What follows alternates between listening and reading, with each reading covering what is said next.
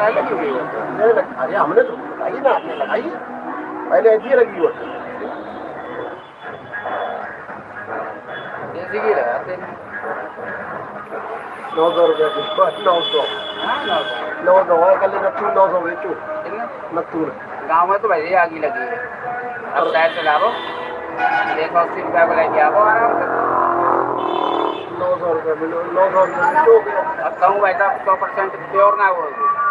तो क्या बता रहे रमेश भाई की दुकान पर क्रीम निकलते हैं, तो हमारे लिए तोला ना इसने हमें बता क्रीम निकलता मतलब ना, मतलब हाँ मलाई मलाई सही भी जमा तो है।